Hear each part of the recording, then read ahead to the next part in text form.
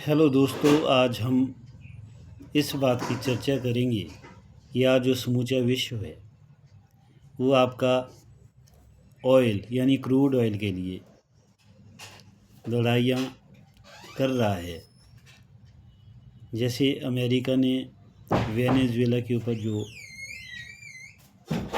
Attack किया, उसका कारण भी कहीं ना कहीं क्रूड ऑयल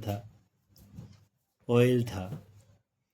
और इसके अलावा जितने भी आप, चाहे रशिया हो चाहे दूसरे यूरोपियन कंट्रीज़ है, ठीक है, या अभी जो गल्फ़ में एक प्रॉब्लम चली हुई है कि भी ईरान और अमेरिका का युद्ध हो रहा है, उसके पीछे भी कहीं ना कहीं आपका क्रूड ऑयल ही है, पेट्रो डॉलर इकॉनमी है। तो लेकिन क्या आपने कभी ये जाना कि आपका ये जो क्रूड ऑयल है ये आपका कैसे बनता है? दोस्तों, आप ऐसे ले लीजिए कि समुद्र में क्या होता है कि बहुत सारे जो आपका ऑर्गेनिज़म्स हमारे को देखने को मिलते हैं। उसमें आपका प्लैंकटन भी होता है, उसमें एल्गी भी होता है।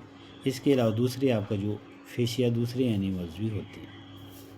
अब वो जो एनिमल्स है वो आपका क्या होता है, धीरे धीरे समुद्र की जो तलहटी है यानी कि समुद्र का जो बॉटम है वहाँ जमा होना शुरू हो जाते हैं। फिर उसके ऊपर क्या होता है कि आपका डेपोजिशन शुरू हो जाता है, ठीक है।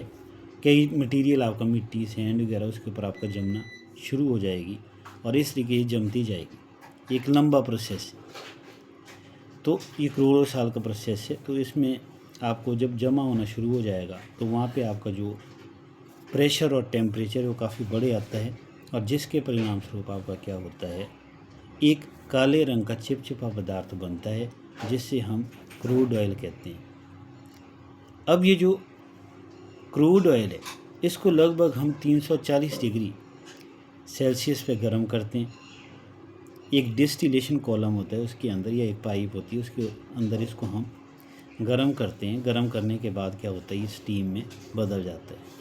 तो जब ये स्टीम में बदल जाएगा, इसमें जो उस कॉलम में जो लाइटर जो मॉलिक्यूल्स होंगे वो सबसे ऊपर आपका डिपॉजिट होते जाएंगे और जो आपका हैवियर होंगे वो आपका नीचे नीचे जमा होते जाएंगे। सबसे ऊपर हम देखेंगे इसमें क्या होता है, जो पेट्रोलियम गैस है वो आपका देखने को मिलती है जिसको हम एलपीजी कहते हैं। और आज की डेट में तो एलपीजी को लेके पूरे विश्व में काफ़ी बड़ा क्राइसिस शुरू हो गया। उसके बाद फिर हमारे को इसमें क्या देखने को मिलता है, गैसोलीन देखने को मिलता है। गैसोलीन क्या होता है, इसको हम पेट्रोल कहते हैं जिसका हम अपने व्हीकल में यूज़ करते हैं। उसके बाद फिर हमारे को इसमें नेक्स्ट के देखने को मिलेगा, इसमें हमारे को देखने को मिलता है नेफ्था। नेफ्था क्या होता है, नेफ्था से आपका ये हमारा प्लास्टिक भी बनता है और दूसरे केमिकल्स भी बनते हैं। उसके बाद इसमें हमारे को पैराफिन देखने को मिलता है। अब ये जो पैराफिन होता है इससे हमारा क्या बनता है, केरोसिन या वैसलीन इससे बनता है। उसके बाद हमारे को क्या देखने को मिलेगा, इसमें डीजल देखने को मिलेगा।